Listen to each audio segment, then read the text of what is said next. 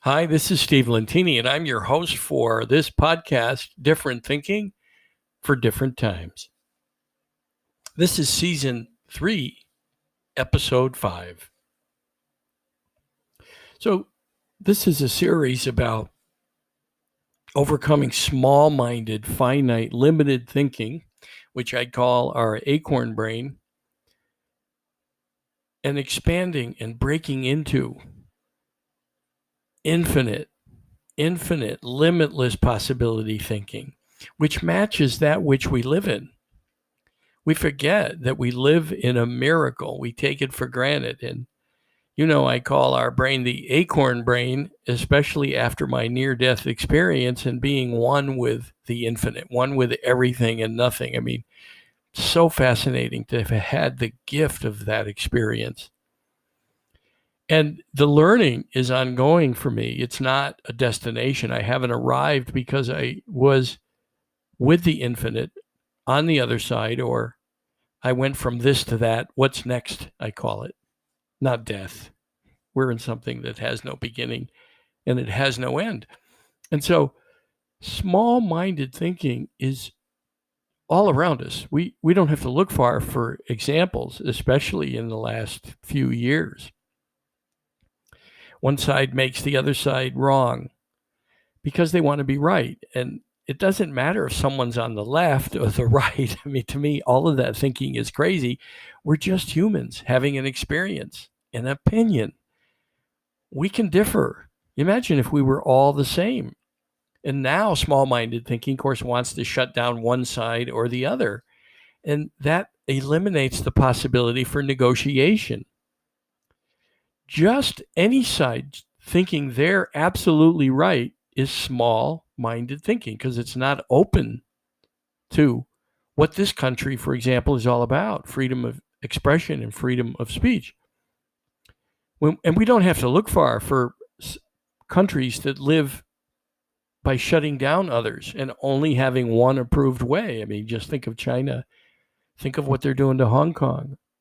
Or think of Venezuela if you disagree with the leaders. I mean, we have the greatest country in the world, and the gift of our country has been the fact that we have free speech, which is infinite thinking, limitless thinking. It's allowing the opinion of others.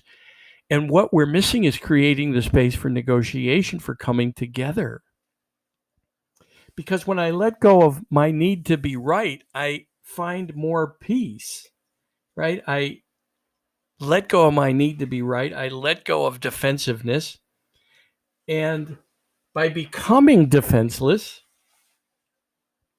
I'm open to listen, or open to not reacting. Right? Reacting is something that we've previously learned. I love what Osho says about it. If you read his book, Your Answers Questioned, that's a great title, right? Because we all have our answers, and if we hang on to them wanting to be right, we're living in small-minded, past learning, past knowledge. And if we continue to react to different things, maybe different people or different stimuli or different situations in the old way with a past learning, there's no way to have a new future. That's the definition that Einstein called insanity. Doing the same things over and over again and expecting a new result. And so it's for each individual to work on themselves. So your journey is none of my business, quite frankly. And it took me a lot of years to learn that my job was me. And so I work every day back in my body, by the way. I have small-minded acorn brain thinking, and I recognize it often, not always. I catch it, I laugh at myself and say, oh, look what my acorn brain, small-minded thinking wants me to do here. And I respond instead of react. It might be I say nothing or say, I hear you. Or how did you come to that conclusion? Or how did you come to that position? I want to understand it. But limitless thinking mirrors what we live in. We live in something we have no answer for. Think about it a minute. Physicists say there's a beginning and there's a creator, but I can blow a physicist's mind when they tell me we found the creator or what created this. And I'll say, okay, well, what created that? Or what created the creator? It's unending what we live in. There is no beginning and no end. And the lesson that we can gain from it is to model that, break into limitless thinking, overcome any place that you're small minded. And that includes wanting everybody to be the same or just like you or railing against those that are different. It's okay. We'll all be okay. We'll be okay with new presidents. We'll be okay from the effect of others, including other presidents. We'll be okay. It's not the end of this country, no matter what happens. We have to trust that we live in something bigger. Hubris means that we think we're right. Humans, right? We think we've got the answers or should have the answers for a perfect existence. And that's small-minded. The existence is what it is in the moment. It's learning to surrender to what shows up. Like Eckhart Tolle says, I laugh when I think of him saying, some people think reality is nuts.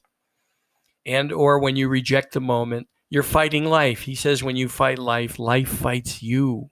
It's best to surrender. Enjoy this existence, moment to moment. And then let go of fear of death. We've become obsessed with dying instead of living. We go from this to that. There is a infinite existence. I know.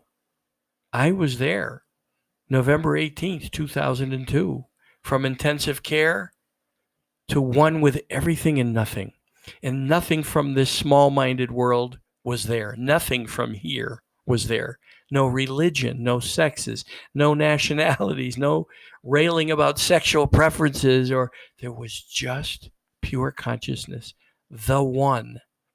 I was one with it all, the life force, as Lao Tzu said in the Tao Te Ching. It had no name.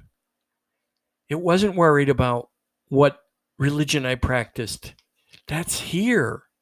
And you can see all the small-minded results of people thinking they have the right way, the right religion, the correct way.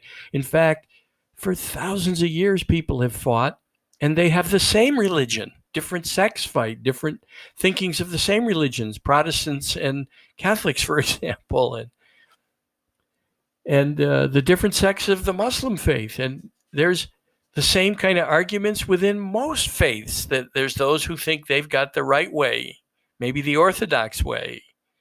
All of it is a wasted energy. It's small-minded. It's not mirroring what created us. And I know some people will be upset about it. I'm just sharing the experience that I had. And perhaps our thinking mind is so powerful, we don't realize that whatever we think about, maybe that's what we'll experience in what's next. So if we think we're right, we might just get to see that. I don't know. I know that I never did believe in all the different reasons for fighting for different beliefs, and that's what I experienced on the other side. Maybe that's how it is. I just want to leave people with a question, to question their own answers, and to start looking at the places where you have small-minded thinking, and that's for you to do or not. But think of the acorn. I like to think of a cartoon where the acorn says, I'm complete, to the oak tree. And the oak tree says, you're a nut.